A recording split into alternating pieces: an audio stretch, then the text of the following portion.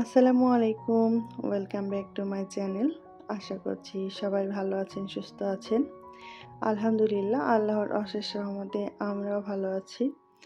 অনেকদিন পর নতুন করে একটা ব্লগ শুরু করতে যাচ্ছি। আশা করছি সবাই প্রথম থেকে শেষ পর্যন্ত দেখবেন। প্রথমে গিয়েছিলাম হচ্ছে একটা ফার্নিচারের শোরুমে গিয়েছিলাম একটা খাট দেখতে। তো যাই হোক, এখন ওটা কেনা হয়নি, এজন্য আর কি শেয়ার করলাম না।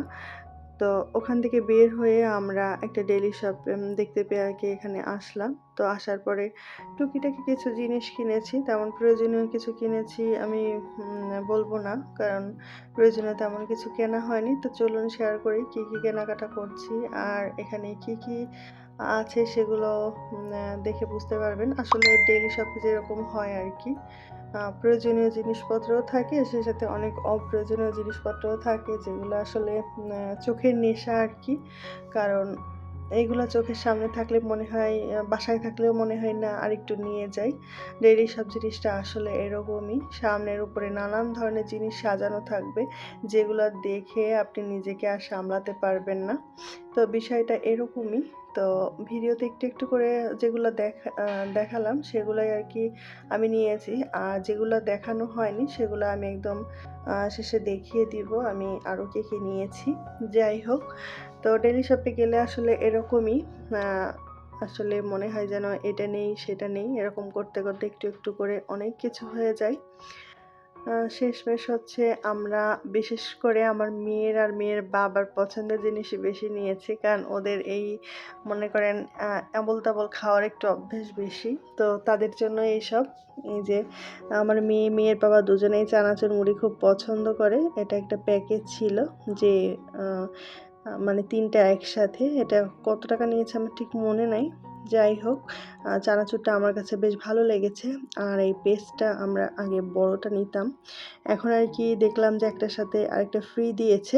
এটা বেশ ভালো, আমার কাছে ভালো লাগে। আর এখানে দেখতে পাচ্ছেন সবুজ একটা চিহ্ন দেওয়া আছে। এটার মানে হচ্ছে প্রাকৃতিক উপাদান দিয়ে তৈরি এটা। এটা বেশ ভালো, আমার কাছে ভালোই লাগে, এজন্য নিয়ে এসেছি দেখতে পেয়ে। আর সেই সাথে হচ্ছে রাজমা, আমার কখনো রাজমাটা খাওয়া হয়নি, জানি না কেমন। তো ইন্ডিয়াতে রাজমা চাওয়াল অনেক বেশি ফেমাস। তো ভাবলাম যে দেখি, নিয়ে ট্রাই করে দেখব, রেসিপি দেখি কেমন হয়। ইনশাল্লাহ আপনাদের সাথে শেয়ার করব হ্যাঁ, রান্না করলে আসলে কেমন হয় বা কিভাবে রান্না করি। এই তো টুকিটাকি জিনিসপত্র, আরও কিছু জিনিস পরে আসলে ভিডিওর পরে এখন এডিট করতে বসে দেখলাম বেশ কিছু জিনিস এখানে দেখানো হয়নি।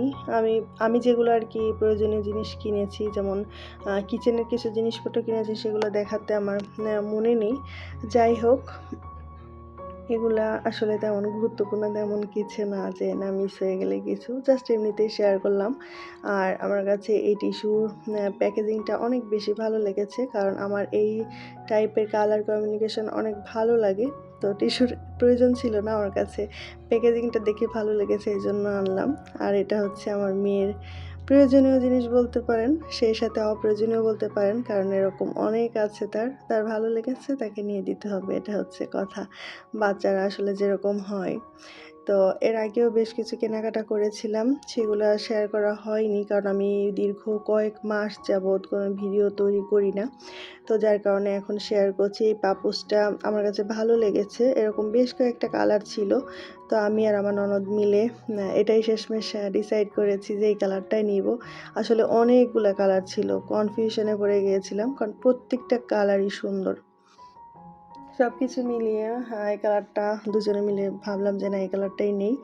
তো যাই হোক, নিয়ে চলে আসলাম। আর এখন হচ্ছে ওইখানে রাখার হচ্ছে, কারণ আমি যখন সোফাতে একটু বসি বা কেউ বসে, তখন পায়ের নিচে একটু আরামদায়ক কিছু হলে না বেশ ভালো লাগে। তো এই চিন্তা করে ওখানেই রেখেছি। আর পাপোশটা বেশ মানে আরামদায়ক বলা চলে, শীতের দিনে বেশি ভালো লাগবে যখন ওখানে বসা হবে আর পায়ের নিচে এরকম নরম সুন্দর একটা পাপোশ থাকবে, তখন বেশ ভালো লাগবে।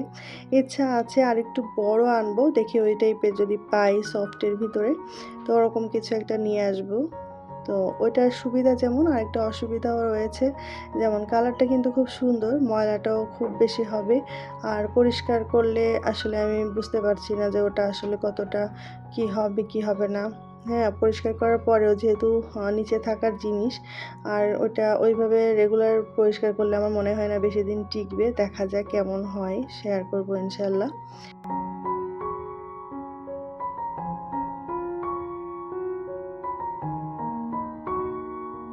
সব কাজকর্ম গোছানোর ফাঁকে আমি রান্নাটাও করে নিয়েছি। আসলে আমি রান্না করি আর সেই সাথে অন্যান্য কাজকর্মও করে ফেলি। একসাথে হয়ে যায় এবং তাড়াতাড়ি হয়ে যায়।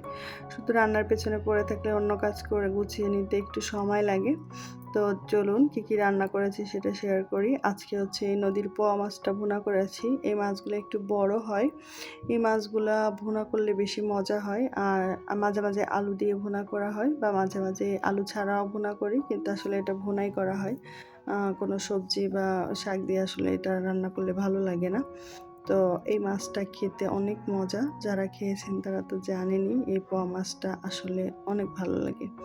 যাই হোক, আর রান্না করে হচ্ছে লাল শাক ভাজি করেছি চিংড়ি মাছ দিয়ে। তো এগুলাই আর কি, সাথে একটু ডাল ছিল। কারণ ডালটা হচ্ছে আমার ঘরে আমার মেয়ে, আমার মেয়ের বাবা দুজনেই ওদের একটু যাই হোক ডাল একটু সাথে লাগেই। খাবারটা গুছিয়ে রেখে আমি রান্নাঘর বা বাসা আমার মোছামুছির কাজগুলা বাকি রয়ে গেছে সেগুলো করে রাখছি। যেহেতু আমার খাবারটা নিতে চলে আসে, খাবারটা আসলে আপনারা হয়তো অনেকে ভাবতে পারেন যে দুপুরবেলা কেন খাবার গোছানো হচ্ছে। আসলে আমার হাসব্যান্ডের জন্য পাঠানো হবে। এটা একটা ছেলে আসবে, তার কাছে দিয়ে দিব। যাই হোক, আজকের মতো এখানেই ব্লগটা শেয়ার করছি। সবাই ভালো থাকবেন, সুস্থ থাকবেন আর আমার জন্য দোয়া করবেন। আর এখন থেকে চেষ্টা করব আমি রেগুলার ভিডিও আপলোড করার জন্য। তো আল্লাহ হাফেজ, আসসালামু আলাইকুম।